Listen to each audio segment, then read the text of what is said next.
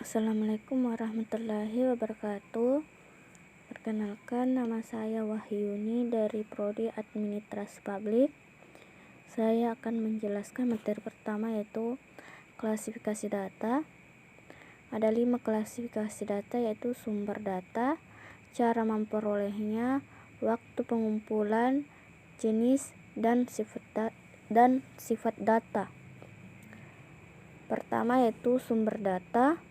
Data internal adalah data yang menggambarkan situasi dan kondisi pada suatu organisasi secara internal. Sedangkan data eksternal, data yang menggambarkan situasi serta kondisi yang ada di luar organisasi. 2. Cara memperolehnya. Ada data primer, adalah data yang dikumpulkan secara langsung dari sumber penggunaan data. Sedangkan data sekunder adalah data yang telah dikumpulkan di masa lalu oleh orang lain tetapi dibuat tersedia untuk digunakan orang lain. 3. Waktu pengumpulan. Data cross-seksional adalah jenis data yang dikumpulkan dengan mengamati banyak subjek penelitian seperti individu, perusahaan, negara, atau wilayah pada satu titik atau periode waktu. Sedangkan data time series adalah rangkaian titik data yang diindeks atau terdaftar atau dibuat grafiknya dalam urutan waktu. Keempat, jenis atau macam data. Data kuantitatif adalah angka-angka. Data kualitatif adalah kata atau kalimat. Kelima, sifat data. Data diskrit adalah data yang nilainya adalah bilangan asli.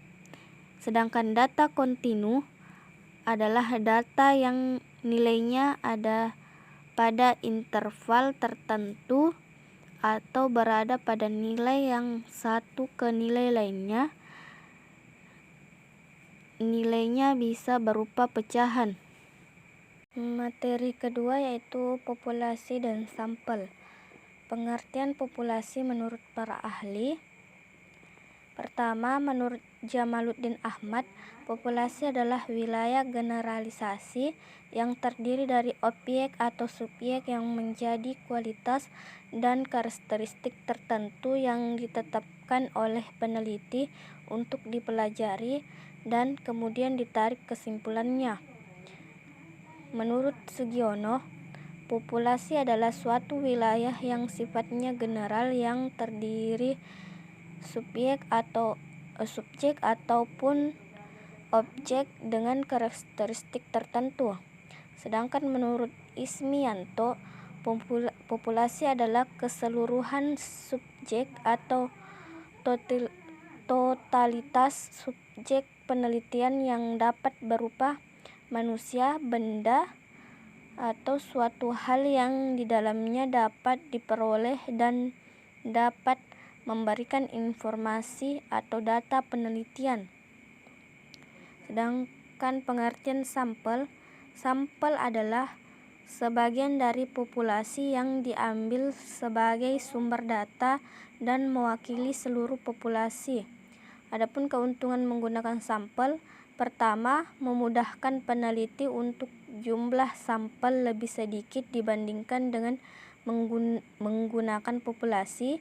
2. Peneliti lebih efisien dalam arti hemat uang, waktu, dan tenaga. Adapun teknik penarikan sampel ada 2, non-probability sampling dan probabilitas sampling.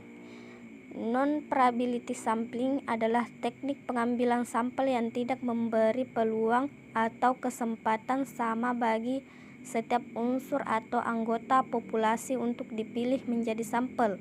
Sedangkan probabilitas sampling adalah teknik pengambilan sampel yang memberikan peluang sama bagi setiap unsur atau anggota populasi untuk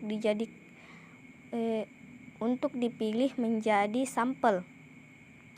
Adapun beberapa jenis non-probability sampling. Pertama, sampling sistematis, sampling insidental, sampling kuota, sampling jenuh, purposive sampling, snowball sampling. Adapun jenis-jenis probabilitas sampling yaitu sampling acak, teknik stratifikasi, teknik cluster.